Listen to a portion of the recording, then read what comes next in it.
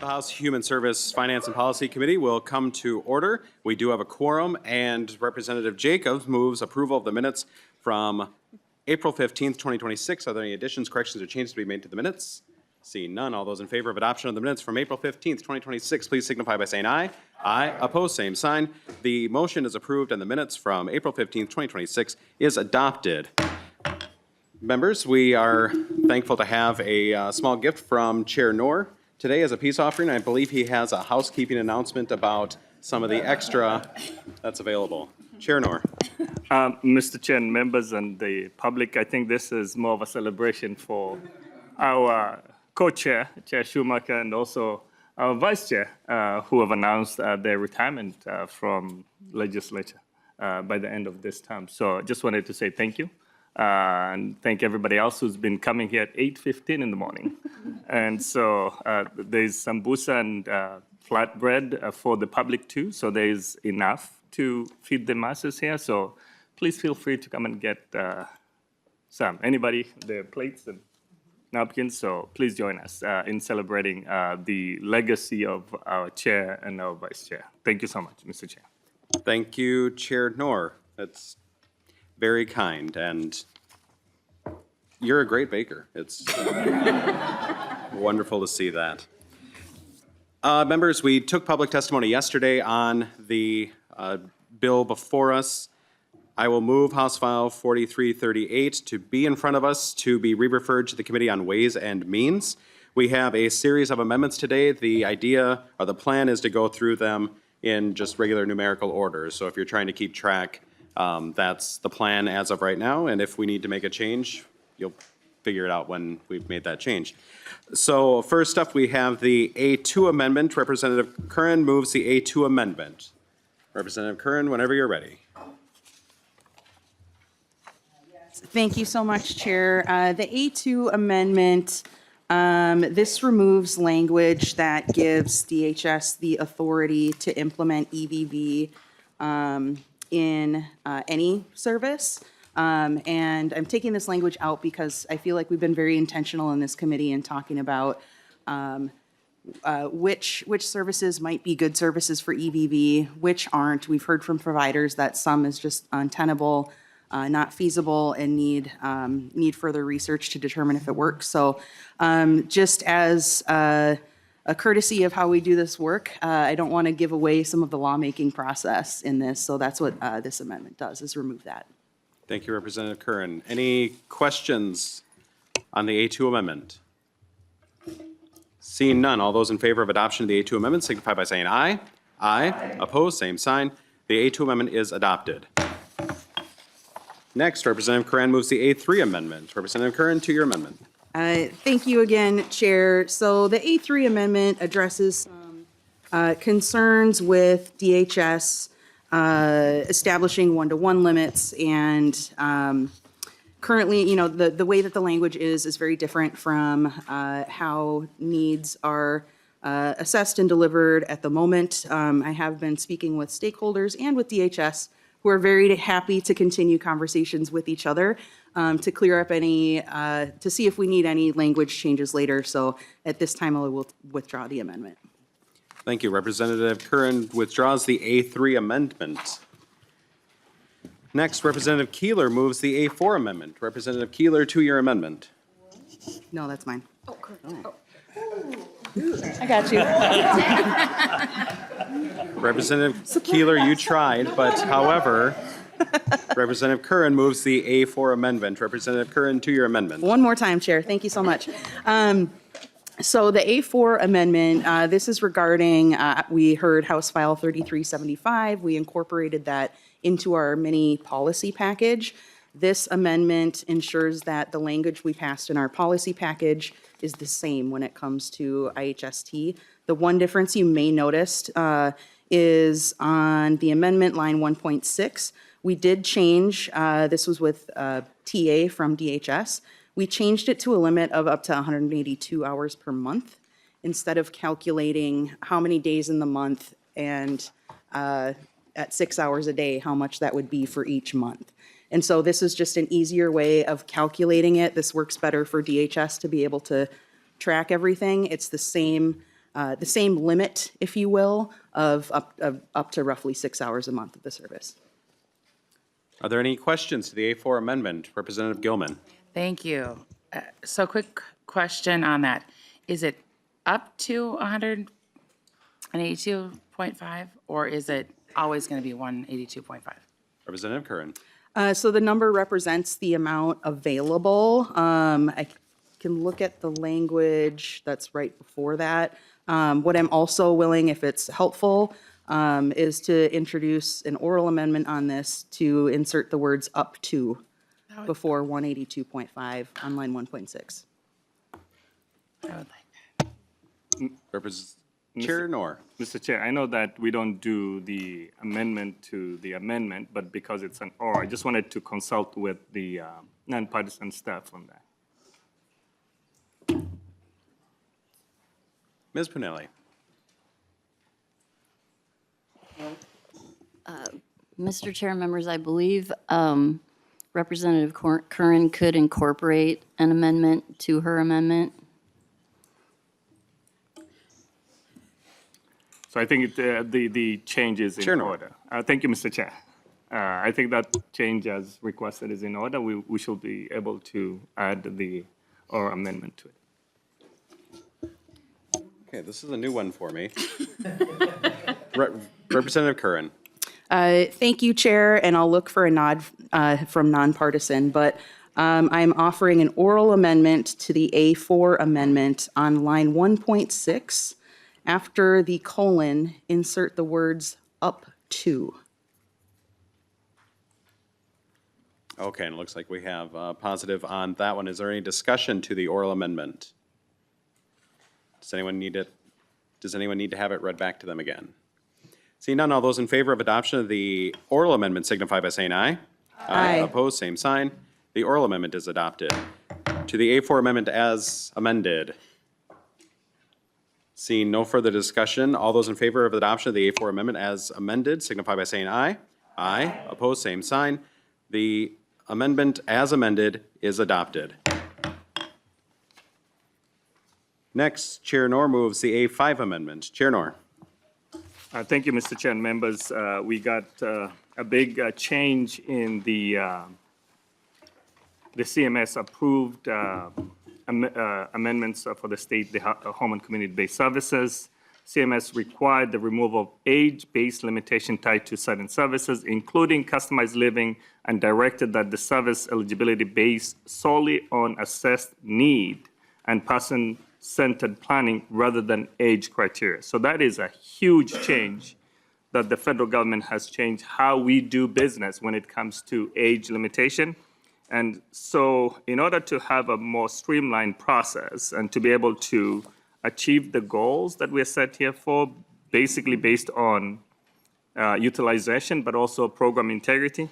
So I am forwarding this moratorium for customized living and 24 hours customized living, which will also have exceptions in how that customized living moratorium will impact utilization. So, Mr. Chair, technically this is trying to make sure that we stay ahead of the curve, and there's more work to be done on age-based limitation in different programs in the coming months and years to come. So thank you, Mr. Chair. Thank you, Chair Knorr. Are there any questions or comments on the A5 amendment? Seeing none, all those in favor of adoption of the A5 amendment signify by saying aye. Aye. Opposed, same sign. The A5 amendment is adopted. Next, Chair Knorr moves the A6 amendment. Thank you, Mr. Chair. This is just more of a technical amendment on page 21, line 14. It deletes operate, repay improper payment, inserts operate and repay improper payments for 30 days. All right, is there any discussion to the A6 amendment? Seeing none, all those in favor of adoption of the A6 amendment signify by saying aye. Aye. Aye. Opposed, same sign. The amendment is adopted. Next, Chair Knorr moves the A7 amendment. Chair Knorr, to your amendment. Thank you, Mr. Chair. I think we've heard from many stakeholders about the surety bond, and we are now keeping up to par the existing framework. And so this goes back to the regular surety bond that exists in PCA and CFSS and other programs that we've adopted previously, rather than the 10% of the revenue. That's the amendment before us, Mr. Chair. All right, any discussion to the A7 amendment? Representative Gilman. Thank you, Chair. And I'm glad that we are doing this. We've heard from so many folks, here, sitting here, but also in the halls, on the phone, the emails, when the margins, again, there should be no big margins when you're using taxpayer dollars. And so when we do things like this, or, again, I believe this came from the governor's recommendation. This is a great correction. The original, like where it was coming, was from the, okay. Oh, it was you. Oh, hey, it was you. This is fun work. Okay. So, as we continue to do this, I think it's going to be interesting to see and hear and learn more about when I got to sit and see the numbers of some of the folks, especially with smaller providers that have, we shouldn't have big margins when we're using taxpayer dollars, and that I can agree with. So thanks for being willing to do this as well. Further discussion on the A7 amendment? Mr. Chair, I think also wanted to note that the change on the limitation for the 90 days that we required has also changed in this amendment. Thank you. Any other discussion to the A7 amendment? All those in favor of adoption of the A7 amendment, signify by saying aye. Aye. Opposed, same sign. The A7 amendment is adopted. Next, we have the A8 amendment. Representative Backer.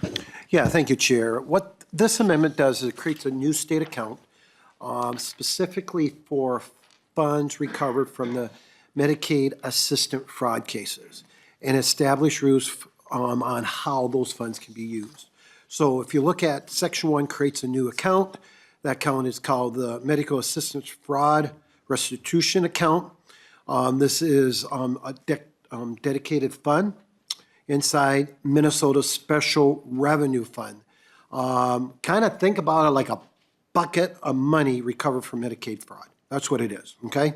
Number 2, Section 2, where does the money come from? It comes from court order, when fraudsters pay money back, restitution, any interest earned, and so forth. And the important thing about this account is this account does not expire at the end of the fiscal year, okay? Also, how the money can be used, it's there to fund the General Medicaid Fraud Control Unit, MFCU, and it can also be then transferred to the state's general fund. So, for example, if the account has $1,230,000 or more, then it goes to the Attorney General for fraud enforcement. And then any extra money goes to the general fund. If the account has less than $1,230,000, all of it goes to the general fund, and the fraud unit gets nothing from the account that year. And so that's how that works. It's incentivized, just like in the marketplace, it incentivizes people to do their work. And that's what it does. So it's thinking outside of the box. It's because, as we know, our constituents are tired of what we've seen here. I know a lot of us are tired of the fraud, and it's our way to encourage to be intentional to collect those Medicaid frauds. So that's what it does. Would ask for your support on that. Representative Norris. Thank you, Chair Schomacker, and thank you, Chair Backer, for your amendment. First, Chair Schomacker, I'd like to request a roll call vote. Roll call has been requested. There will be a roll call. Thank you.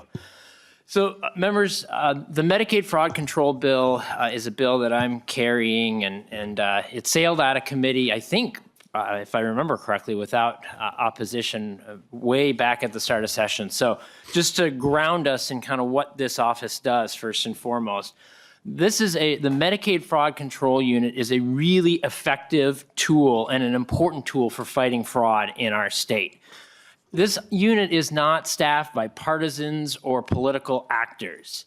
This unit is staffed by former FBI agents, former state and local prosecutors and law enforcement, money laundering investigators, veterans. These are people who care about one thing, and that is justice. They have secured over $90 million in civil penalties and criminal restitution from 2019 to 2025.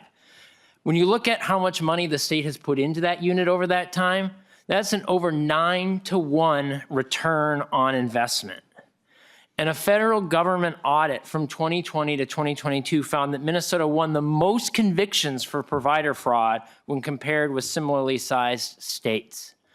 So I'm glad that the committee has decided to include important policy language like tougher penalties and better investigatory tools in this bill. But I'm really concerned about how this amendment is proposing that we fund the additional investigators and prosecutors that this office needs to fight fraud. There's something to be said for thinking outside the box, Representative Backer, but also sometimes things are done the old-fashioned way for a reason, and that's because they simply work. And I don't believe that the funding mechanism proposed by the A8 amendment would work. I believe it's unworkable for a number of reasons. First, under current law, recovered funds must be returned to the victims. So who are the victims in this case? Well, in most cases that the Medicaid Fraud Control Unit is prosecuting, the victims are either DHS or MCOs, managed care organizations. In the case of DHS, most of that money is federal funds that were designed and purposed for providing services to Minnesotans who need it, whether it's kids with disabilities, aging seniors. So I believe that there is a high risk that the federal government would come in and say, Minnesota, you can't use these recovered funds to pay for staff in the Attorney General's office because these are federal dollars for a very specific purpose. And if they're recovered, they should go back to that specific purpose. Same with MCOs. We contract with the MCOs. They're given a capitation rate, which means they're given a fixed amount of money to provide services to those who need it. If people steal that money and the Medicaid Fraud Control Unit recovers that money, the MCO is going to say, hey, that was the money that was supposed to go to me to deliver those services. You can't take that money away from me and use it to pay staff salaries. The second reason that this is unworkable is that this is an uncertain funding source that would not unlock the federal match. One of the best things about the funding this office is there is a 3-to-1 match. The federal government pays $3 for every $1 we put in. The federal government has indicated that if we use an uncertain and an unpredictable funding source like this, it would not be eligible for the federal match. Next, this only applies based on where it is in the statute to criminal restitution. And yet some of the biggest cases that the Medicaid Fraud Control Unit prosecutes are actually civil cases under the False Claims Act. And so some of the biggest work that the Attorney General's office does under this wouldn't be eligible to go into this fund to help pay the people who are actually prosecuting these cases. And lastly, and perhaps most concerningly of all, is that this structure would create a perverse incentive for prosecutors. Our prosecutors should have one goal, and that is pursuing justice. And yet, the way this is structured, all of a sudden, in the back of their minds, they're having to run the numbers and think about how much money is in this account. Now, I would hope, and I believe that the people working in the Medicaid Fraud Control Unit would still focus on justice. But the notion that we would even introduce the risk of a conflict of interest like this is crazy to me. The way this is written, it's predicted that the 18 additional staff that are needed is going to cost $1.23 million per year. So under this amendment, if there's $1.23 million or more in the account, the Attorney General's office would get the money to pay those 18 staff. But if it's even $1 short, if it's $1,229,999 on July 1, the Attorney General's office gets $0. So instead of having to give one person a $1 pay cut to make the budget work, all of a sudden, all 18 staff, investigators, prosecutors, are having to be laid off. And so to prevent that, you've got prosecutors thinking in the back of their mind, well, gee, I've got this defendant who, under this new bill that we're going to pass, is facing a 30-year prison sentence for stealing millions of dollars from the state. Well, maybe we could cut a plea deal. And instead of them going to prison for 30 years, they write a nice check for restitution. And they're going home. They're not facing justice and prison time like they should. And we've got the money we need in this restitution account. Or another scenario, you've got somebody, they're investigating somebody, and maybe they're a real deep-pocketed individual. They could easily write a check for $1.23 million. And they're investigating, and you know what, the evidence just isn't there to probably bring a case. And in a normal circumstance, if they're just focused on justice, they wouldn't bring the case because they couldn't prove it out. But now, let's introduce the case. Let's force them to come to the bargaining table with us. And maybe we can get them to write that check we need to put money in this fund to pay our salaries. So as a lawyer myself, this really alarms me. I have grave concerns about introducing this sort of motive into our justice system. So members, I don't know why we would do it this way. I appreciate the creative thinking, but given all of the reasons why this is unworkable, I struggle to understand why we would try to structure funding investigators and prosecutors to fight Medicaid fraud this way. Thank you, Chair Schomacker. Thank you, Representative Norris. Further discussion to the AA amendment. Representative Backer. Seems like you're supporting it, Representative Norris. You're really close. Put me down as a maybe. Okay, thank you. I really thought of it. I was like, wow. One of the things, and I appreciate your comments and so forth. This is what we're called here to look at it from different perspective. But at the end of the day, I'm looking at ways in how we can track the recovery of it. Because one of the things that we have heard is people are, we'll just say, ticked off of money going out and not money coming in. And this gives us a way. Yes, it works on what I would refer to as a sales principle, kind of like a commission. Other people do it very successfully in the marketplace and so forth. So it does create a conditional funding stream. You are correct with that. And if it's low, money goes to the general. If it's if they are doing their work and it's strong, then the fraud enforcement gets a boost, a fixed boost, and so forth. So it is outside of the box. We have to start doing other things than what we're normally to do to recover what we have heard many times in the media and other people, up to, we'll say, billions of dollars of fraud. So thank you for your words. I appreciate that, Representative Norris, and I appreciate you thinking as a maybe. I really do. Thank you. Further discussion to the AA amendment. Chair Knorr. Thank you, Mr. Chair. Chair Buck, I had you say recovery. Is that correct? Yes. Chair Backer. I'm sorry, Representative yes, Backer. Chair. Yes, we're having an account that keeps track of money recovered. That's how I look at it. Chair Knorr. Mr. Chair, I think there are two distinctions between restitution and recovery. If we go under the assumption of recovery, there are millions of dollars that the state recovers from Medicaid fraud. I'll be more than happy to put that all in an account. That'll be more than sufficient to pay for hundreds of employees who will not be thinking about their restitution. They'll be thinking about doing their job. So there's a clear distinction. And if we go with restitution, we're telling people, go out and get people to get restitution. If we're focused on recovery, if we're focused on the deterrence in this bill, we haven't done a full analysis of what is in this bill. It's going to create savings because of the penalties that are now more clear in the bill.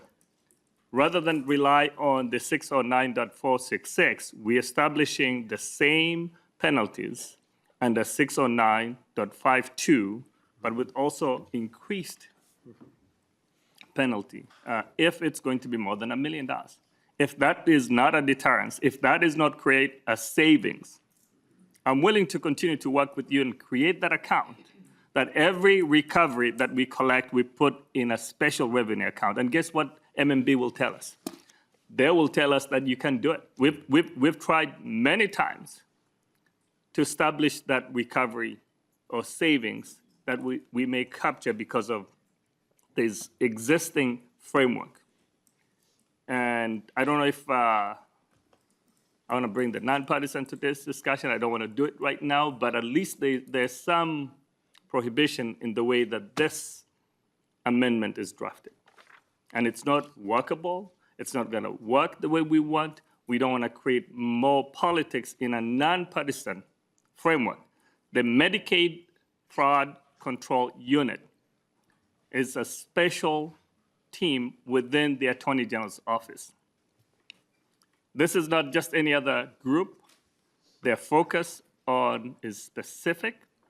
The rules and guidance are established by the federal government, and they work collaboratively with the federal government. Creating this incentive is go get what you can and put it in the account and use it for your own purpose. It doesn't work. So I'm hoping members that we can reconsider and not politicize that office so that they can do their job without thinking twice whether they have got continued funding. Thank you so much, Mr. Chair. Thank you, Chair Nor. Further discussion to the A8 amendment? Seeing none, roll call having been requested, the Committee Legislative Assistant will take the roll. Chair Schomacker, Schomacker votes yes. Chair Nor, No. Vice Chair Gilman. Yes. Vice Chair Keeler, No. Representative Backer, Yes. Representative Curran, No. Representative Fisher, Fisher, no. Representative Franson, Yes. Representative Frederick. No. Representative Gander. Yes. Representative Gordon. Yes. Representative Hicks. No. Representative Jacob. Jacob, yes. Representative Knutson. Yes. Representative Momani Hildsley. Representative Murphy. Yes. Representative Norris. No. Representative Vernig. No.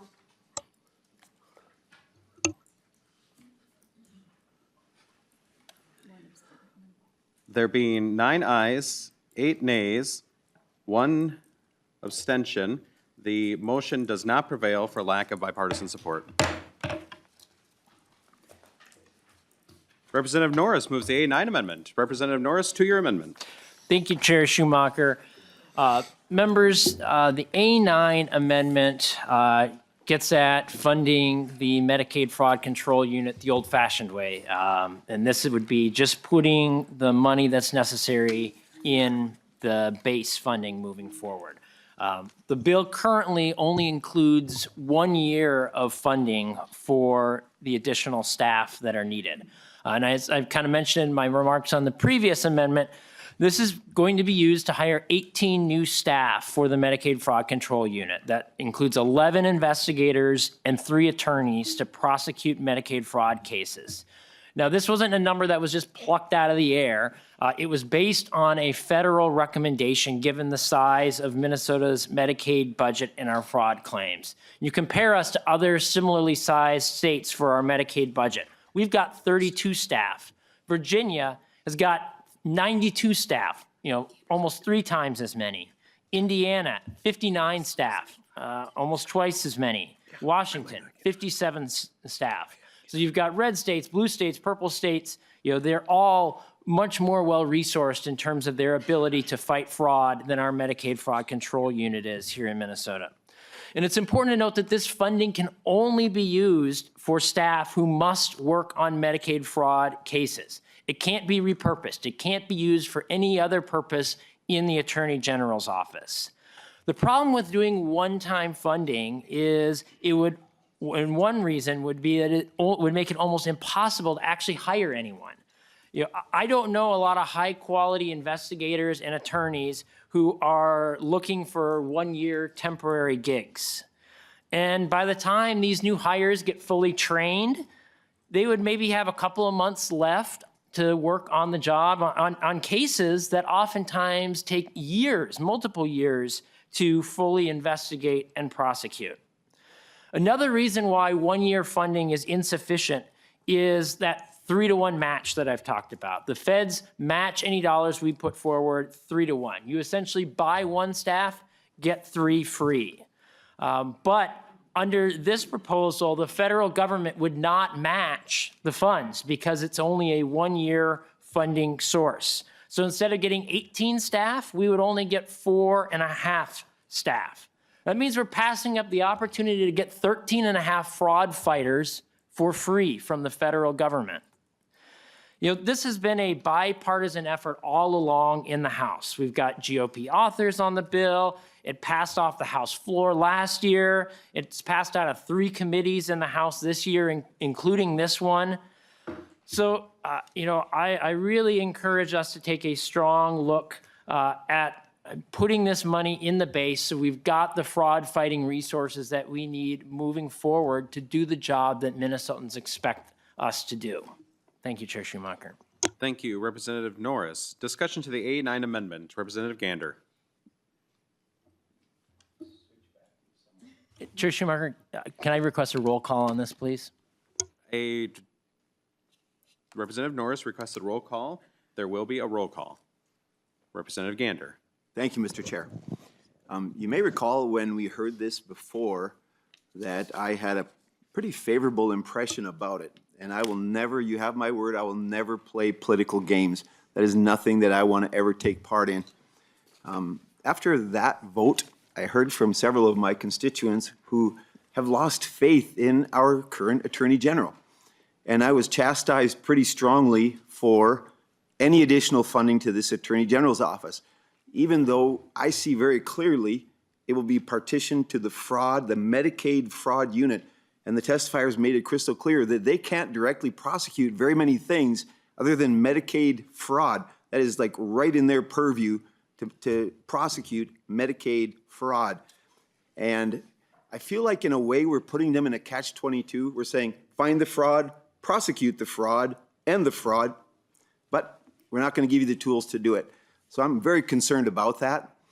And yet, because we're in a representative democracy, and hearing this feedback from my constituents, I'm going to have to lean no on this.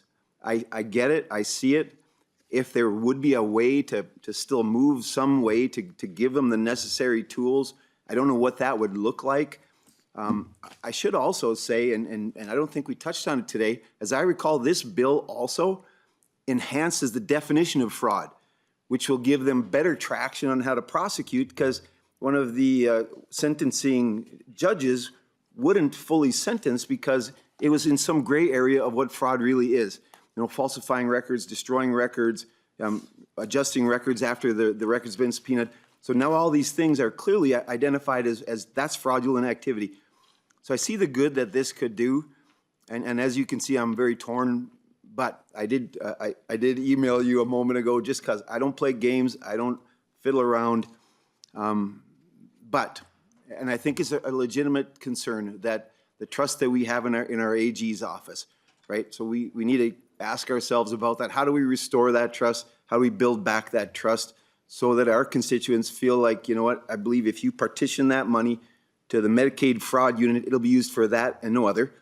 And furthermore, that they don't have other money just out there somewhere that they themselves could allocate to this. That was the other pushback that I got. Don't they have some other money that they could allocate to this and do the same thing without a special allocation? So That is my position on it, and regrettably, from our first vote to now, I'll have to go the other direction. But I see the good in it, and I wonder if there's still a way to get it done. Thank you, Mr. Chair. I think there is a way to get it done, and that's to vote yes for it.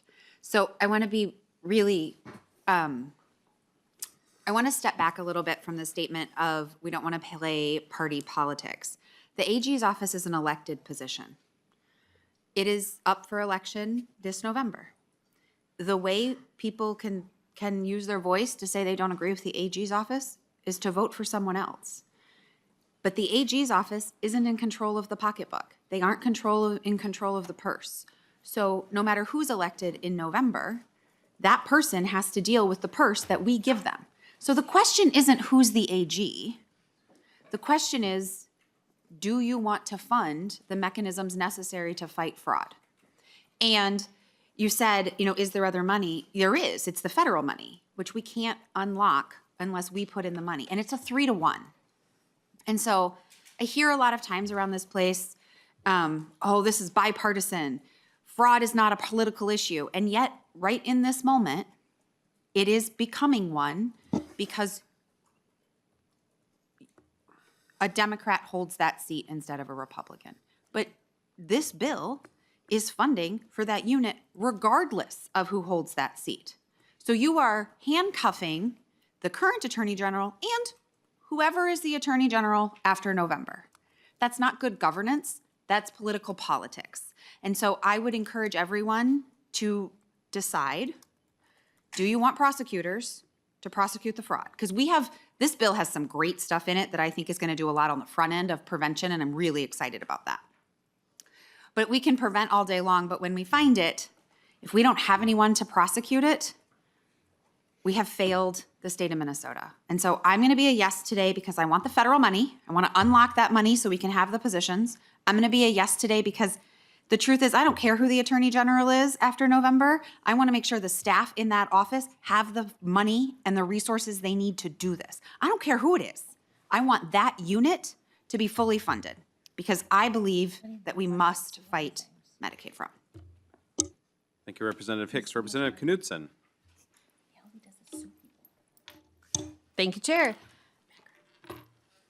The taxpayers of Minnesota don't have faith in the AG's office, and that's the problem. And these are some reasons why. Just last week, in a case that they were prosecuting for fraud, the defendant was released on $150,000 bail and then fled the country, then left. We will never prosecute them. We will never receive the $11 million that they took from our state. And there are other cases. Julius Delaney Williams faced 5 felony charges, but that was pleaded down to a gross misdemeanor. Defrauding the government and having zero consequences has become the norm in our state, and the taxpayers are done. The taxpayers are sick of it. We have no faith in the Attorney General's office to do the job. The Feeding Our Future, that's all been federal prosecutions. The real victims here are the taxpayers of Minnesota and the people that need these services but aren't able to get them because of all of the fraud. To give the AG's office more money, they have a $62 billion budget. And now they're saying, million, but to now say that we're going to give them more money to do the job that they're not even clearly doing is ridiculous. Fraud fighters, I heard. Yep, we need people that are going to actually fight fraud in this state. The AG's office isn't doing that. Not to the extent that we need them to, and not because they don't have the resources, because they're not holding these criminals accountable when they have the opportunity to do so.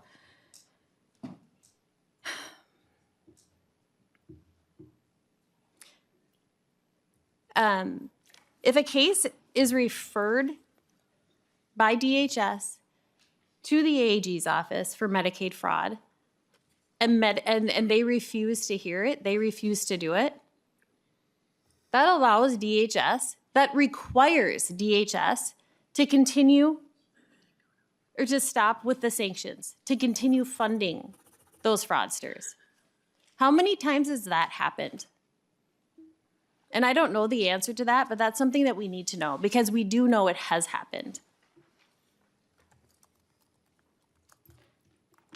The AG's office doesn't need more funding. They need to get serious about their job. Thank you. Thank you, Representative Knutson. Representative Curran. Thank you, Chair. Well, first, I just want to be clear when we're talking about, if we're disappointed or unhappy with some certain results that in one case that was just mentioned, that's not the Attorney General or the Medicaid Fraud Control Unit that's making those decisions. That's a judge's decision.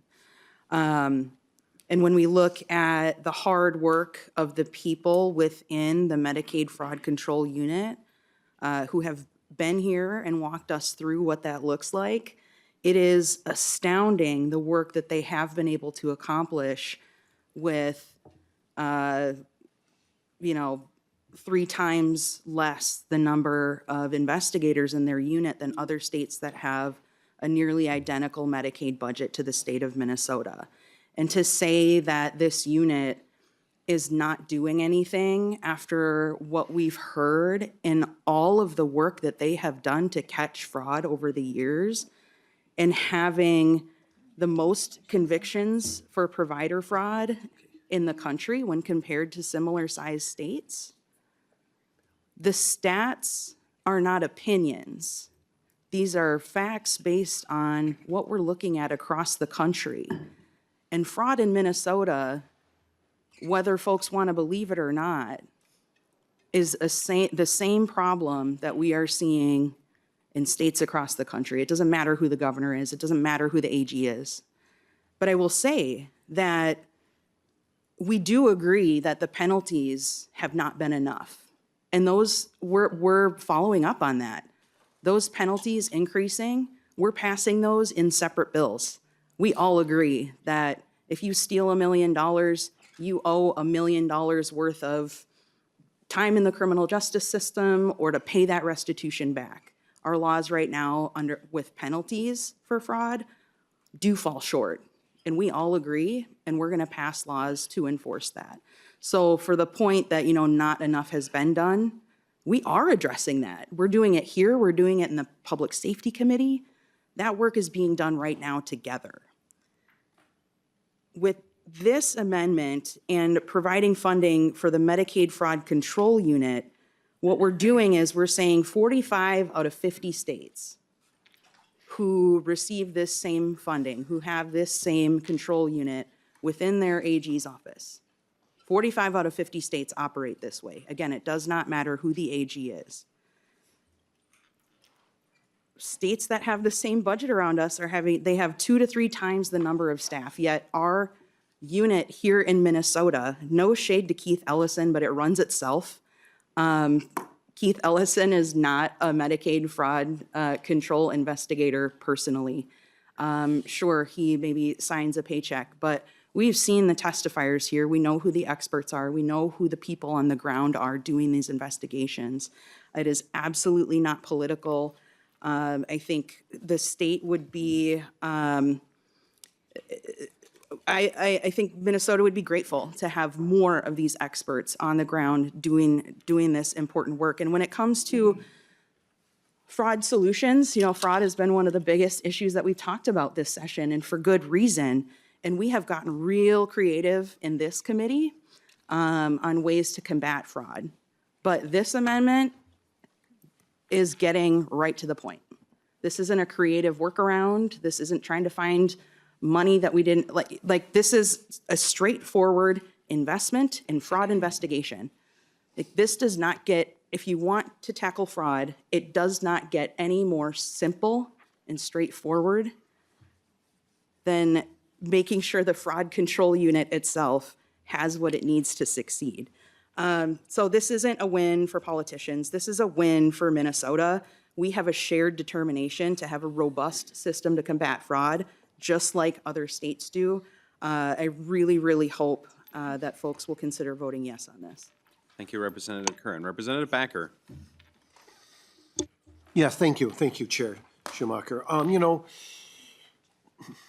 it does matter who's in the Attorney General's office and who's the governor. As Representative Knudsen has said, people are, in both sides of the aisle, people are very challenged with what's happened, okay? I see, and I know I created a 2-minute Easter commercial on this, okay? And so forth. And I was having fun with it a little bit, but there is seriousness to this. And the challenge that I have is, before we grow this unit, we should make sure current operations are effective and accountable. And, you know, we're not seeing that from the Attorney General. Expansion without performance benchmarks risk scaling inefficiencies. And that's the problem. It's everybody, it's easy to, well, I shouldn't say it's easy. It's always easy to ask for more money. It's a lot harder for accountability. And that's what we're really concerned about, is that accountability, because we've not seen that. Whenever you have the type of fraud dollars leaving the state, even in airports that we've seen, it's a concern. And also, we need to ask our questions. Are we avoiding duplication? You know, DHS has programs of integrity, and there are federal partners. So is this the best place to spend taxpayers' dollars to collect? And this is focused on Medicaid fraud. That's what it's focused on, not private insurance. So expansion without performance benchmarks risks inefficiency, and that's why I cannot support this. Thank you. Thank you, Representative Backer. Representative Murphy. Thank you, Mr. Chair. I just like to echo the whole part of it's not just the one person; it's the whole action of the Attorney General's office. When Ellison was in here, Commissioner Ellison was in here to talk to us. We asked him. We said, you know, what have you done? Have you found anybody that you can fire? We prosecute. Any penalties put on anybody? And all we got was lots of excuses. Representative Norris mentioned that the real victims are the MCOs and the DHS. No, I'm going to tell you the real victim is the Minnesota taxpayer. And the Minnesota taxpayer is fed up with us just having many, many excuses. All the excuses, it's easy to come up with excuses, but those excuses are what's expensive for Minnesotans. That's why we fund them a lot to get these excuses. These excuses are already very expensive. We need to do a lot better, not just at how much money we give them, but the outcome that we're seeing, and the outcome is made on their choices. They're getting to pick how they tell us what they're going to do. When he was in here during the hearing, we learned nothing. We learned nothing when it came to the information that came from the report. We need the information, and we need the Attorney General's office to do the right thing more often.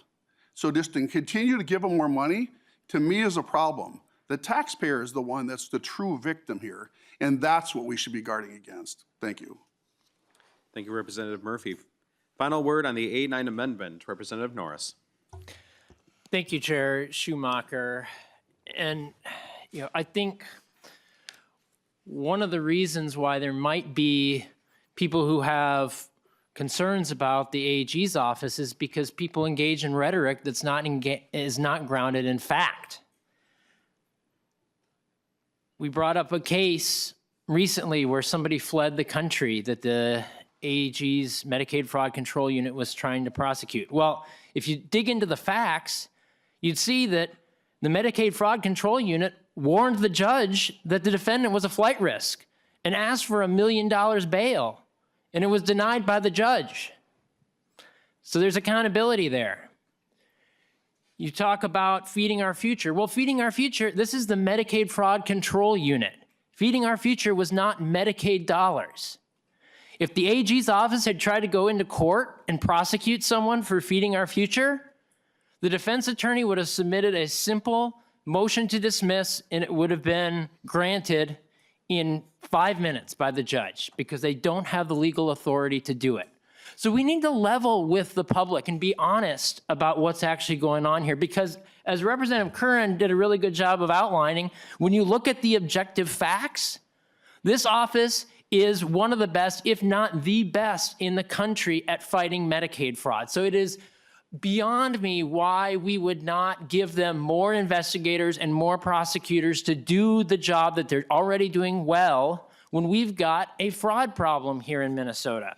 So this amendment, members, represents a simple choice.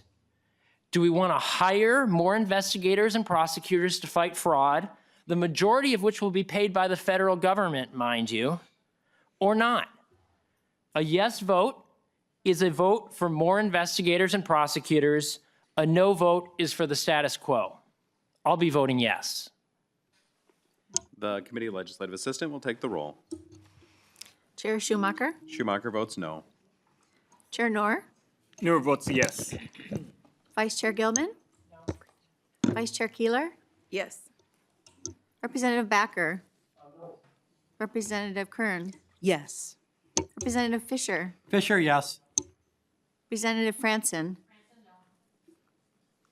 Representative Frederick, Representative Gander, No. Representative Gordon, Representative Hicks, Yes. Representative Jacob, Representative Knutson, Representative Momani Hilsley. Okay. Representative Murphy. Representative Norris, Yes. Representative Vernig, Yes.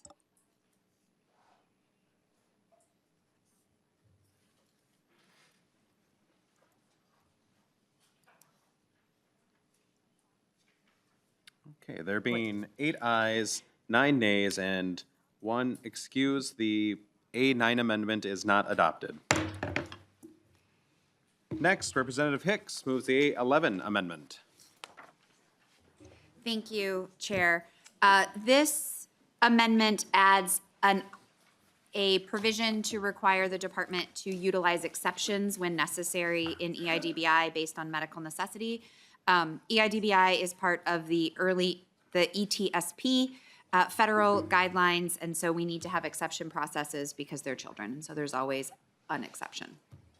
Discussion to the A11 amendment. Seeing none, all those in favor of adoption of the A11 amendment, please signify by saying aye. Aye. Opposed, same sign. The A11 amendment is adopted. Next, Representative Keeler moves the A12 amendment. Representative Keeler. Thank you, Chair. This is an amendment based off sort of what I've been saying the entirety of my time here, is that when we set up working groups or task forces, I believe that there needs to be greater Minnesota representation. Representative Gilman and I both chatted a bit about this. Feels like what we sent in for the amendment came back a little bit different. What the amendment states is that at least 30% of the membership will be representing greater Minnesota. Not that I want to do oral amendments much, but can I just explain what the original ask was, and then we can maybe open it up for just a bit of discussion? That'd Okay. be great. Thank you, Chair. So the original amendment said that we wanted to have at least 30% of members working or living outside of the 7-county metro. Back to what Vice Chair Gilman had chatted, there's not really an outline or even really a definition on how we make this workable. So in my mind, it was just a starting point for us to make sure that we're being intentional about inclusivity from border to border. I think, too, it will make groups be really mindful of how they do outreach to encourage people to engage in this process. And so if the committee is open to the oral amendment, I'd like to have a discussion about that and then ask nonpartisan staff. Sounds like there's a motion for an oral amendment. Any discussion to the oral amendment? And then we'll get it stated. Representative Gilman. Thank you, Chair.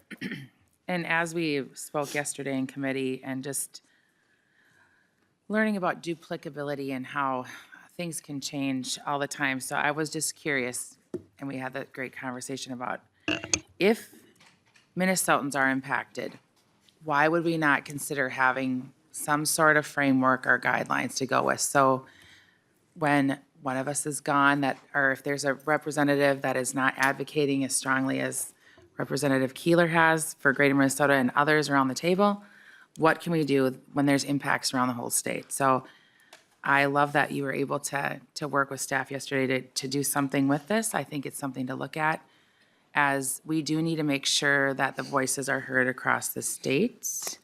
And I'm open to further talks on this. All right. Representative Keeler, the language specifically for the oral amendment. With at least 30% of the member living or working outside of the 7-county metro area. I think the main point that we're trying to get at is just saying Greater Minnesota in language doesn't actually give us a definer of what that means. So we're trying to define what Greater Minnesota means, meaning it's outside the 7-county metro. So the oral amendment would be with at least 30% of the membership living or working outside the 7-county metro. Okay, and Ms. Punelli, how does it exactly need to be phrased for these purposes? Mr. Chair and members, I believe it would be delete line 4 and insert living or working outside of the 7-county metro area. Okay. Does that work for you, Representative Keeler? Yes. All right, discussion to the oral amendment as stated by Ms. Punelli. Seeing none, all those in favor of the oral amendment signify by saying aye. Aye. Opposed, same sign. The oral amendment to the A12 amendment is adopted. Further discussion to the A12 amendment as amended. Seeing none, all those in favor of adoption of the A12 amendment as amended signify by saying aye. Aye. Opposed, same sign. The A12 amendment as amended is adopted. Next, we have the A13 amendment. I will move the A13 amendment.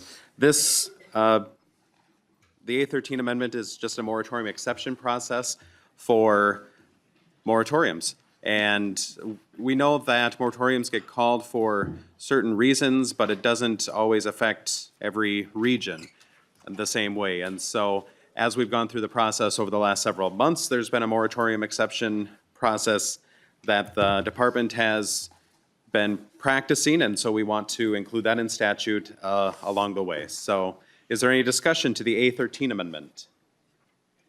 Seeing none, all those in favor of adoption of the A13 amendment signify by saying aye. Aye. Opposed, same sign. The A13 amendment is adopted. Next, the A14 amendment. Chair Knorr.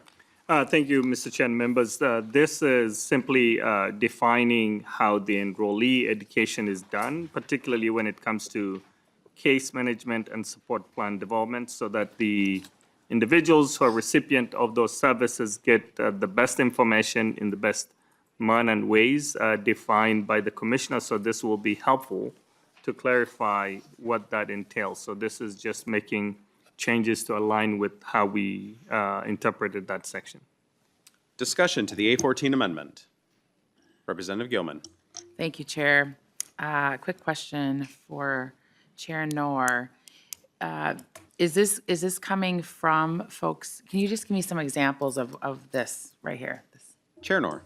Thank you, Mr. Chair. So whenever there's an individual receiving services in a setting, we want to make sure that that individual understands which services have been approved and how that it's going to serve them. One of the challenge that we have is most of the individuals who are getting these services may not know even how many hours that they've been approved for service. They're not aware of their rights and responsibilities and how to protect the taxpayers' money if there's fraud or anything that is going on. So this ensures that the recipient, the enrollee, gets that information through the case management or the support planning process so they understand clearly. Not from a perspective of whereby someone calls them and asks them which type of service you're getting. And when they don't even understand, that can create a lot of confusion. And so we wanted to make sure that this is more proactive, that the individual or even the alternative representative for that individual understands which type of services, in which setting, and how that service is delivered for that individual, particularly in the long-term care setting. And so this really helps those individuals who are getting the care that they need. Representative Gilman. Thank you, Chair. Follow up with that. Thanks for that example. So would this be like in written form? Would it be documented in a chart? Or how would the individual that's receiving services know? That'd be great. Chair Nor. Thank you, Mr. Chair and members. So you may be dealing with different individuals with different needs. I can give you an example, someone with TBI, traumatic brain injury, who may need a different format other than just having a written statement. Many of the enrollees get a lot of statements that they don't have the time to read and understand. You may be dealing with somebody with significant behavioral issues that they need more dialed down process so they get it. They understand what services that they're getting. So we are going to tailor that need to the individual to make sure that they understand those services based on the support plan development, the case management where they're sitting down with one-on-one. So this will be more engaging with that individual. And also it's more of a person-centered process rather than just picking up any piece and going with that. So we're trying to avoid whereby people may be called in and they get asked which type of service you're getting, they're not aware of, how many services you've been approved, they're not familiar with the process, which type of program. Even sitting here, it's complicated. Human service is really complex. One person may be getting 2 or 3 types of services, and they're not aware of those services. So this is creating that clarity for the recipient, the enrollee, to know exactly what they're receiving. Representative Gilman. Thank you, and thank you for that. I just am curious, like where would we find that information? I think it's very good, but where would it be kept so we could have accountability? I love it. Chair Nor. Thank you, Mr. Chair and members. I think there are significant links within the system, so those are information that are available online. Rather than staying online, now we're making sure that the whole support plan, sometimes the mean choice assessment provides a good guidance, and that information is not being shared with everyone. We've also made some changes whereby the providers will have some sort of access to what is in the mean choices, not complete process. But at the same time, when you look at the mean choices, the letters, the notices that are going out, we have plenty of that. So we want to make sure that all those things are available to the individual in a manner that they can actually understand, in an appropriate communication, and have that access to that information. So our goal here is to minimize the confusion, but also create the access in an appropriate format that is acceptable to the individual. Representative Gilman. Thank you so much. Thanks. Further discussion to the A14 amendment? Seeing none, all those in favor of adoption of the A14 amendment signify by saying aye. Aye. Opposed, same sign. The A14 amendment is adopted. Finally today, Chair Nor moves the A10 amendment. Chair Nor.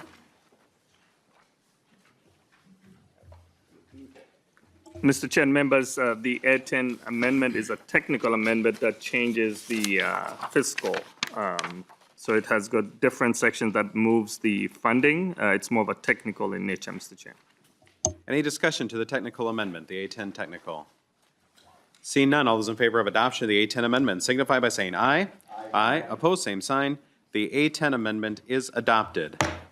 There are no further amendments on the bill. So let us adopt the DE1. The first motion will be to adopt the DE1 amendment as amended. Any discussion? Seeing none. All those in favor of adoption of the DE1 as amended signify by saying aye. Aye. Opposed, same sign. The amendment, the DE1 amendment as amended is adopted. 2, House File 4338 as amended. Representative Curran. Thank you, Chair. I just wanted to put a couple notes on the record. that, we heard, I had a bill to end the ICS program, to sunset it, and replace it with something new. And it's not included in here today, and I'm not, I'll skip my 25-minute speech that I had prepared. But I just wanted to highlight that this program absolutely still moving forward, needs conversation. I know those conversations are still continuing, and just wanted to make sure that folks who are following along are aware that just because we don't see changes here today, that's because these changes are very complicated. There's moratorium issues that need to be worked out, different requirements that are already in place but haven't been followed. We can do more around transparency and accountability. Providers are here and ready to work together on that. And I think we can provide clearer definitions for people in that process too. So I just wanted to highlight that. That is still a big piece of program integrity that we're looking at, is tackling the ICS program. And I look forward to more work on that. Aside from that, as today is your last day chairing, I just wanted to thank you so much for the work that you have done with this committee. It has been a pleasure working in a bipartisan way for Minnesotans. And to Vice Chair Keeler, it has truly, truly been an honor working with you. And Minnesotans will benefit from your work that comes from your heart for generations. And you will be missed here, but we will carry on your legacy. Thank you. Thank you, Representative Curran. Representative Franzen. Members, my heart is really grieved that we don't have any funding here for the FRS homes. And these are our most vulnerable people that I am afraid that if the families can't afford to keep these individuals, they're going to be transferred elsewhere to more costly homes. Some may end up homeless. The amount of emails I'm getting, I'm sure you're getting too, is heartbreaking, and the stories are heartbreaking. Saturday evening, I was working at dinner shift, and one of the families in my district came to visit. I had posted that I was working. That's how you bring some of my constituents in. And anyway, so she had, the lady, the mom, dad, whatever you want to call them, the caretakers had mentioned that I was working, and the residents wanted to come in and see me. So they came in, and all three of them handed me a card. And it was heartbreaking because I'm thinking to myself, I want to get this done, but there just doesn't seem to be the political will to do it. Dear Mary, thank you for all you do. You do so much for us. Thank you so much for all you do. Keep doing your job.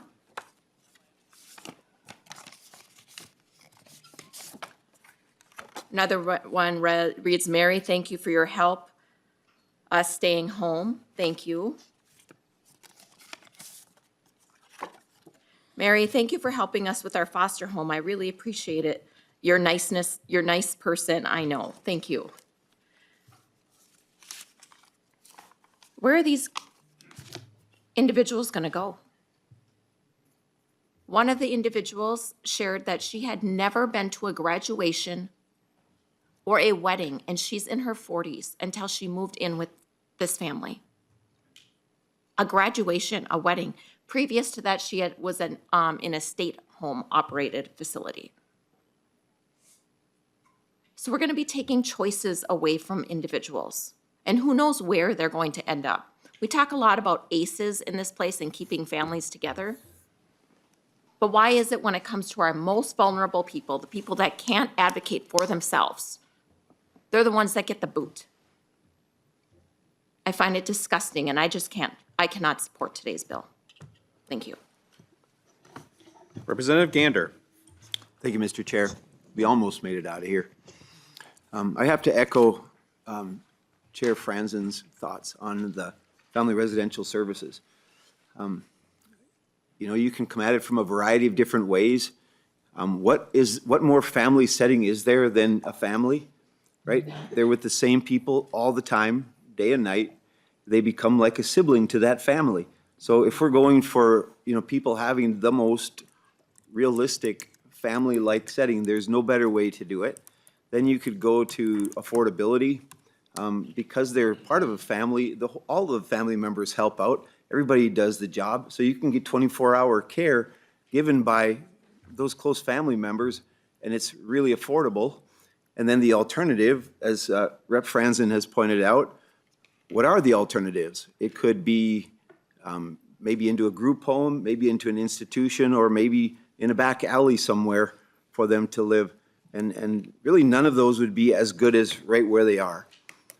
And I do think from the feedback I've gotten, this is one of the top issues that I've gotten emails on in the last while.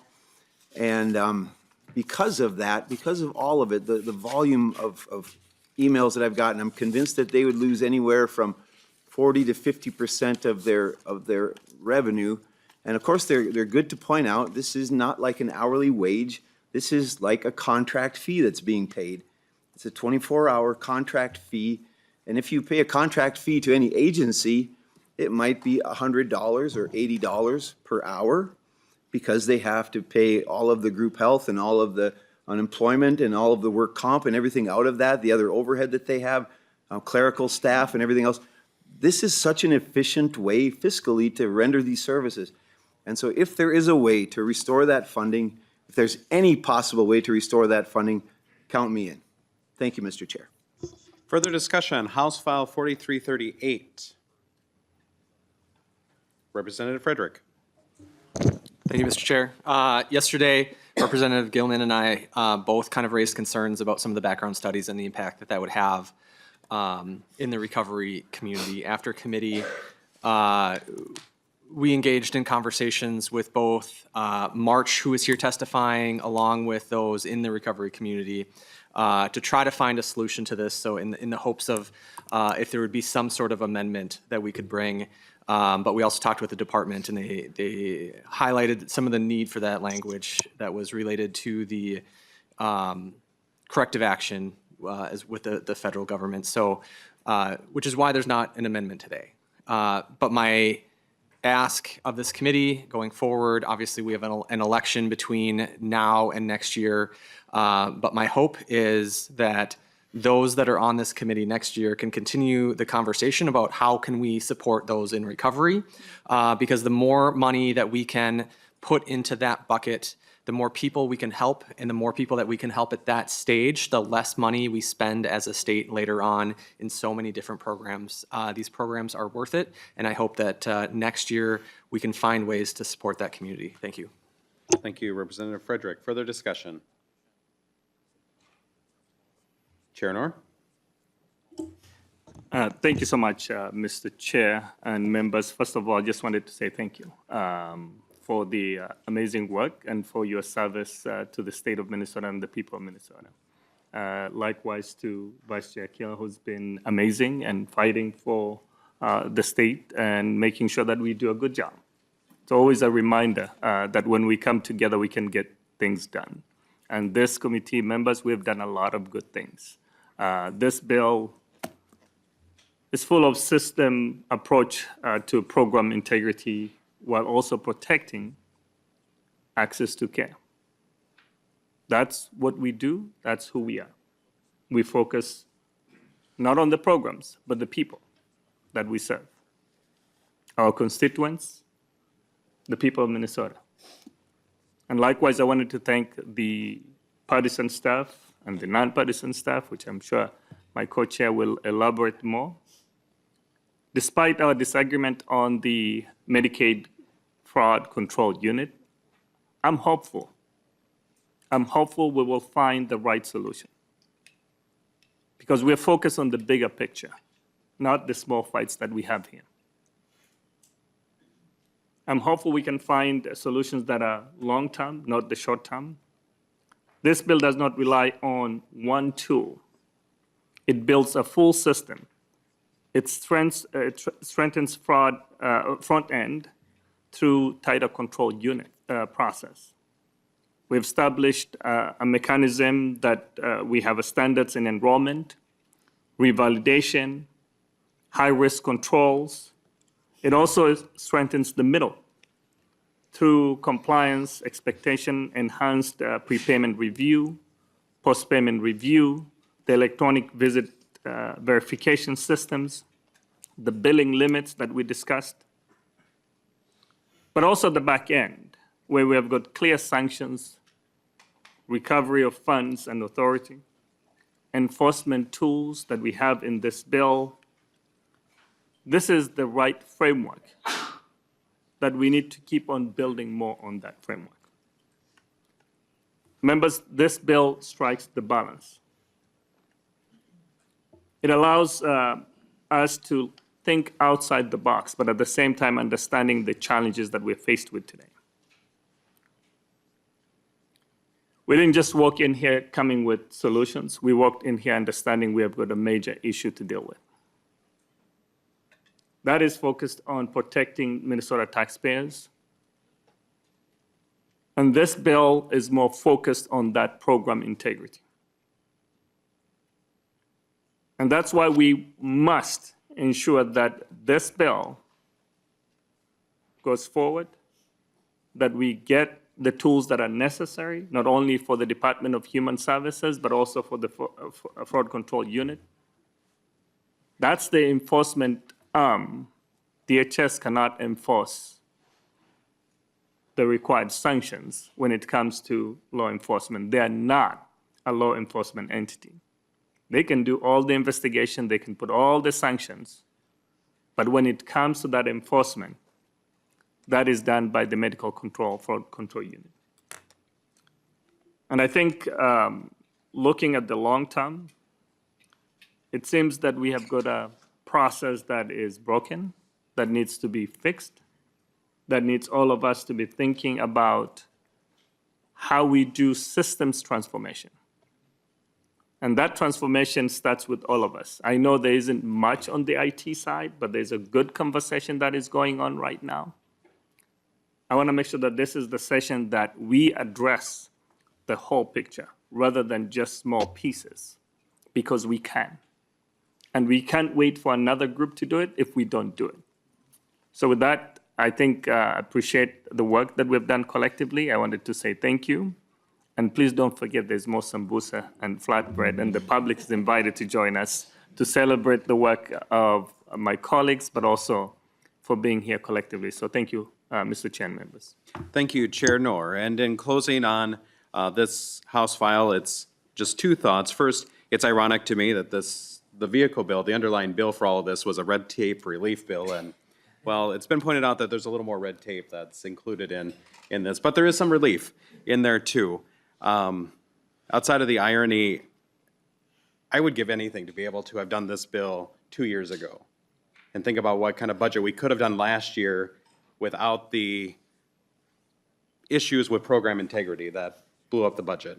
If we would have had that in place, what would the bill last year have looked like? And so I'm thankful that that is going to move forward. I'm thankful that we have these pieces that will be in place by the end of session, and that the folks who are here next time don't have to do or make some of the choices that we had to make for that. And so with that, I will renew my motion that House File 4338, as amended, be re-referred to the Committee on Ways and Means, and I would like to direct the House Research Department to make any necessary corrections and changes. Does that work? Very good. All those in favor, please signify by saying aye. Aye. Opposed, same sign. The House File 4338, as amended, is re-referred to the Committee on Ways and Means.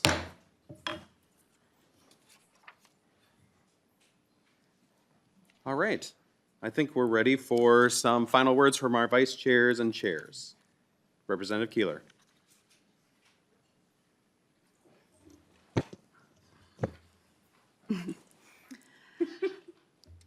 Thank you.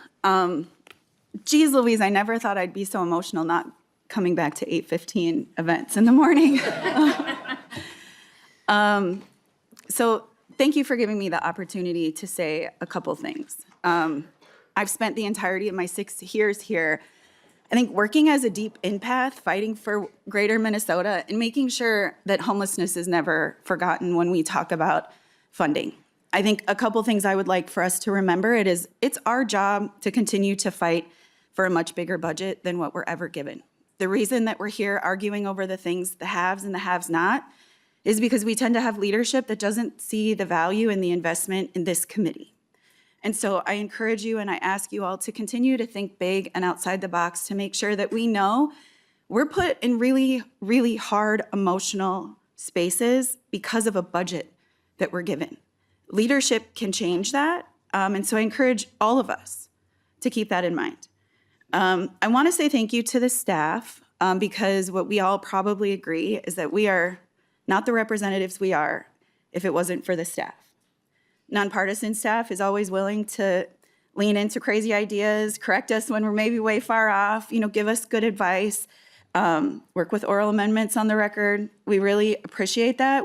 I've seen over my 6 years, I've worked in a lot of the conference committees, and just the extended amount of time and compassion and care you give to this work, I think isn't really recognized. The late hours, the middle of the night, the emotions alongside us as we're trying to do what's right for Minnesota. We see you and we're so grateful for you.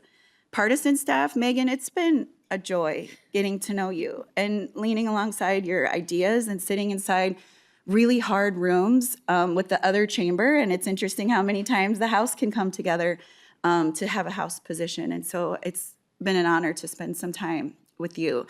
Simon and Nick, there's been a lot of amazing work we've been able to do together. But Molly Peterson is something different. Molly has been beside me in all, beside all of me, all the committees. I was on preventing homelessness. I was the vice chair of children, youth, and family, and now we're here. And if you ever get the opportunity to have a staffer follow you in all of those spaces and make change that we know saved lives, you can't take that away from us.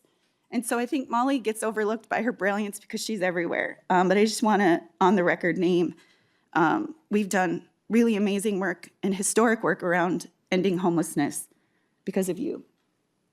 Thank you to the chairs. I think that we have had really hard conversations here. The public has been talking about fraud and it's been really contentious. And I think one thing we've been able to do, though we maybe don't always agree, the way that we've talked to each other is we can disagree and still be kind. We can disagree and still see the humanity in each of us. And I appreciate that we've been able to do that, not only at this table, but in side conversations on other bills. I've worked with all of you on something. Maybe it's a elevator conversation about how to use cars for non-emergency transportation, or PSEO and something in a completely different lane. But there is value in working bipartisanly. There is value in finding slivers of commonality. There's value in understanding that we're all just here trying to do what's right for the humans that we're here to support. Please continue to advocate for the voice of Greater Minnesota. I know you guys get it more than me. On my side of the aisle, please fight, and not just for the people who live an hour away. There's a lot of us that travel 4 to 5, hours just to get here. And last, thank you for the testifiers. Thank you for the individuals who have brought their bravery to this table. Talking about your life experiences, traveling from far areas to come and be a part of democracy is required. And so thank you to all of you who have shown up early in the morning with us. I think it's important that we are on time. I think it's important we're kind, and I think it's important that we're inclusive in this conversation. And so thank you. It's been an honor and a privilege to serve in this space. Please continue to do the good work collectively together. Thank you, co-chairs, for showing us a kind path to find good work for Minnesota. Wopida. Thank you, Vice Chair Keeler.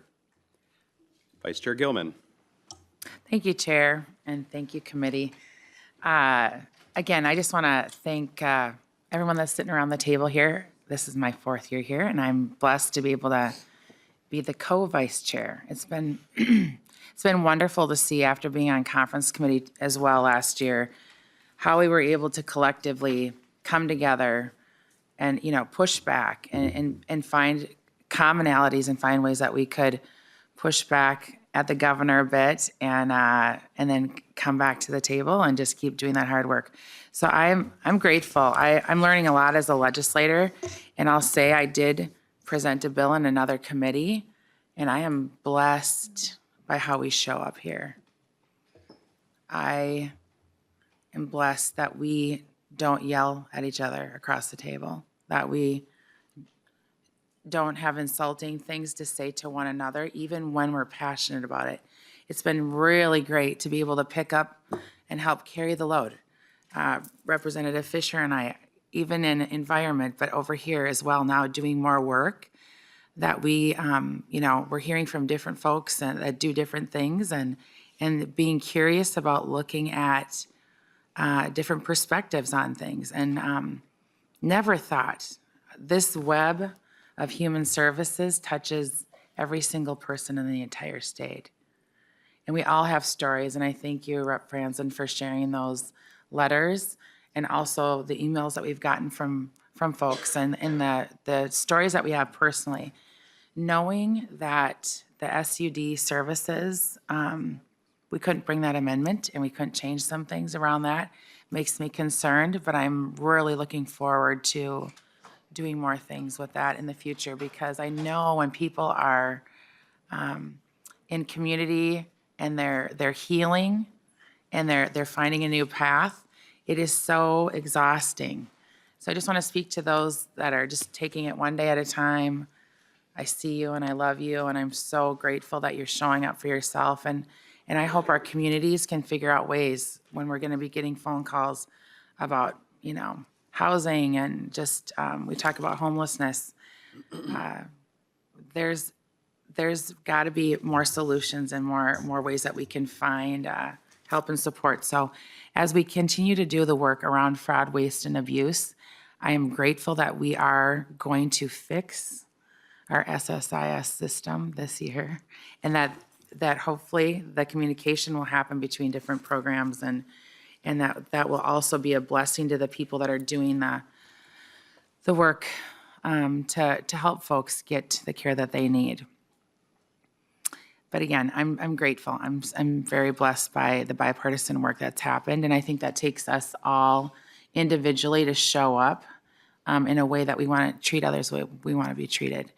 And again, there will be conversations that will happen in the future that will infuriate us and set our hair on fire in a sense. And you'll wonder, how could Gilman support this or that? I welcome any conversations kindly off to the side, or, text messages or emails, but I open just continued bridges of communication and because I think it's gonna be better for our entire state. So thank you, Chair Schomacker. Thank you, Chair Noor and Vice Chair Keeler. But also, I just want to go back to Chair Schomacker. You've been an incredible example to me on how to show up with integrity, professionalism, your dry, witty sense of humor. You should have been a dentist or something like that. Or an optometrist. No, I appreciate your candor but also just your thoughtfulness. And again, huge shout out to the staff, partisan, nonpartisan. And, our researchers and our folks that are gathering information for us to really have a big picture.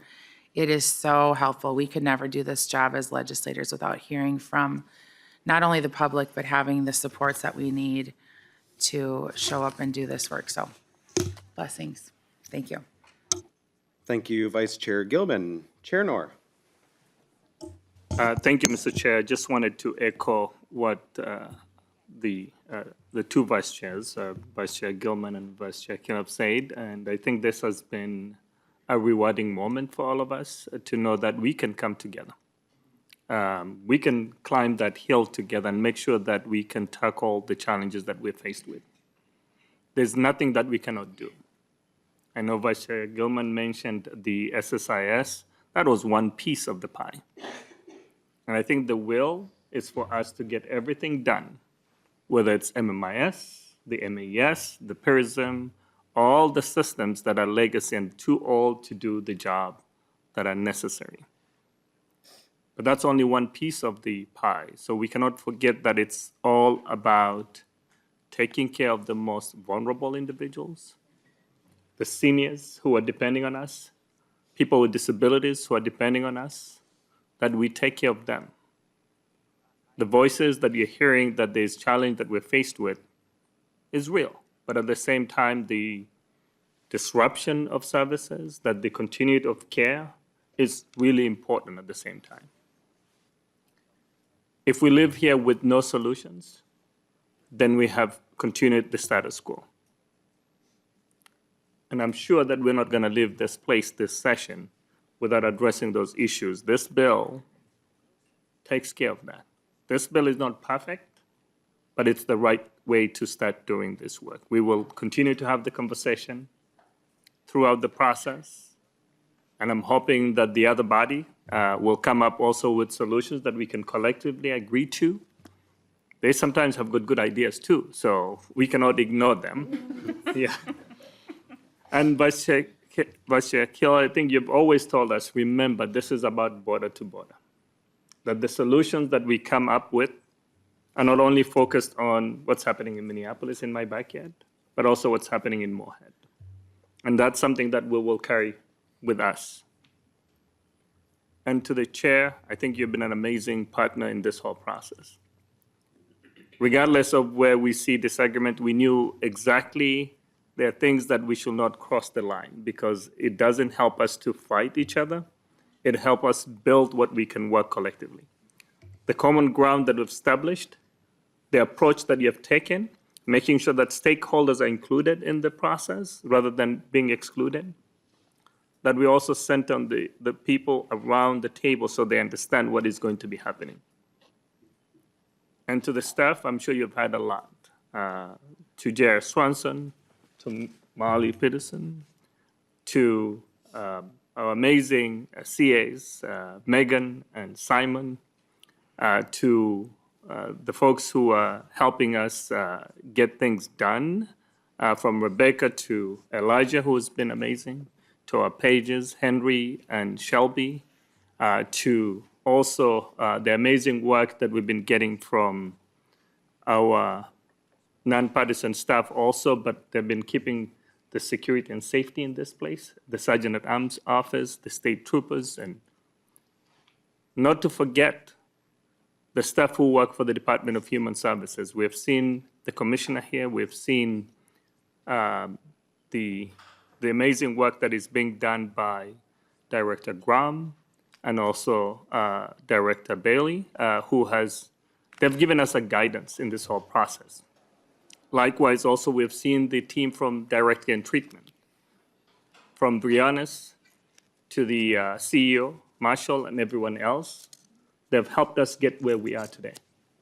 And so I just wanted to say thank you. And to the public, and to those who came before us to testify, we hear you, we see you, we listen to you, and we'll continue to listen to you until we find the perfect path we can all take together. So thank you, Mr. Chair, and everyone else who's here today. Thank you.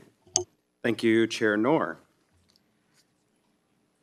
Well, I knew this point was coming and had been thinking about it since about Sunday, but nothing came to mind. I'm excited for tomorrow when the ideas actually start flowing in. I'm going to have a really good speech on Saturday, I can tell you that much.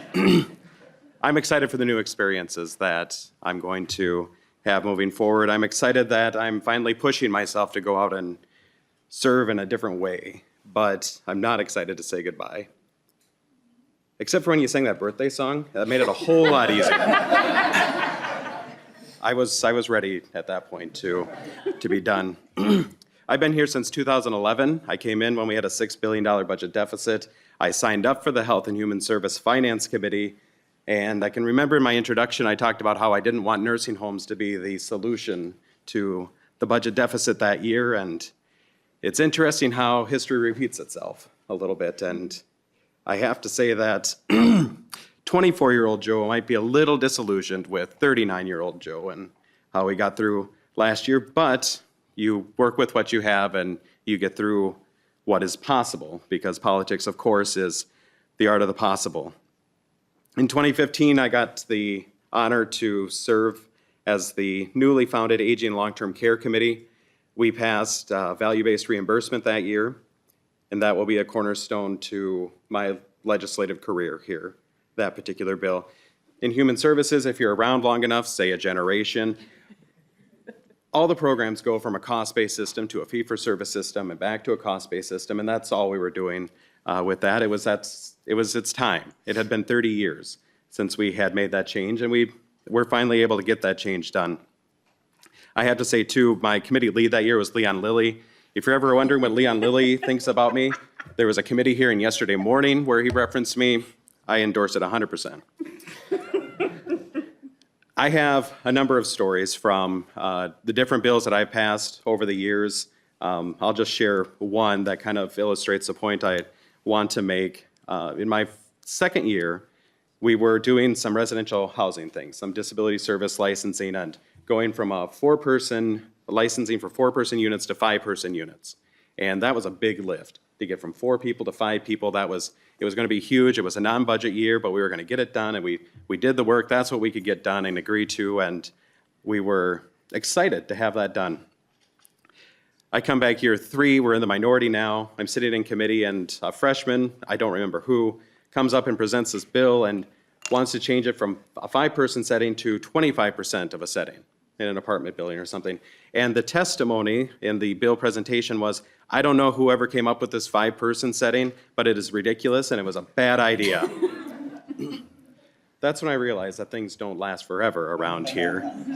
And so I had to chime in at that point and just remind the committee that as the author of the person who brought in that 5 pieces, or the 5 beds, is that politics is the art of the possible.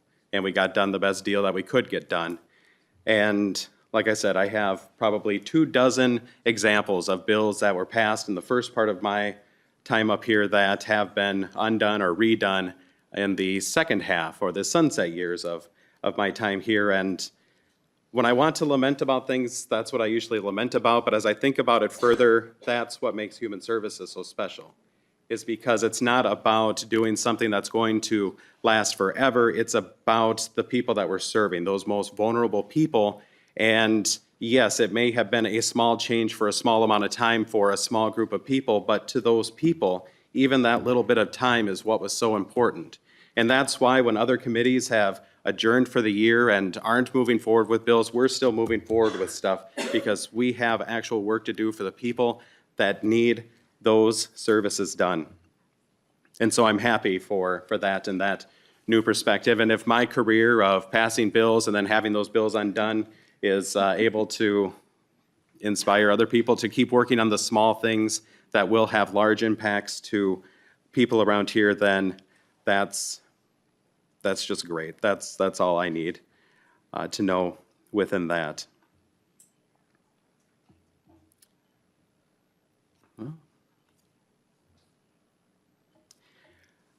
So with that, I will go to thank yous. As have been mentioned, our pages, Shelby and Henry, they had a little bit of extra work this year as we were moving at lightning pace to make sure that things got passed out in time as they needed to. Our nonpartisan staff, Danielle Punelli, who I've worked with my entire time here, that poor woman, and Sarah Sunderman, Annie Mock, and Doug Berg. Also, I've gotten to work with my entire time here. The CLAs and the work they do to keep our notes in track, Rebecca and Elijah. Our researchers who help us to understand what we're doing, JR and Molly, and then of course our CAs, Simon and Megan. And I did not push Megan down the stairs. I know she's telling people that. I didn't do it. Who broke her leg, Mr. Chair?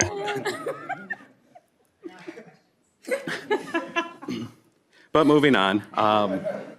Moving forward from today, I'm going to disappear for a couple hours throughout the midday. I have lunch plans with my best friend, and we'll talk about things that aren't this place. And I'm looking forward to that entirely. And with that, we have no further business before the committee. Mr. Chair. Chair Knorr. I know you haven't forgotten that last year we appropriated a portion of funds for the 50 beds at the Anoka MRTC. You should not forget some of the good work that we have done collectively. That is going to take care of 200 patients. And I'm hoping that we will get the invite for the groundbreaking because yesterday that discussion was happening at the city so that the project can move forward. That I want us to be proud of the good work that we've done, and I'm hoping that you will be the person who's going to be unveiling that, because that is the work that you did. So thank you so much for that too. Thank you. I will polish a shovel. No, that means a lot.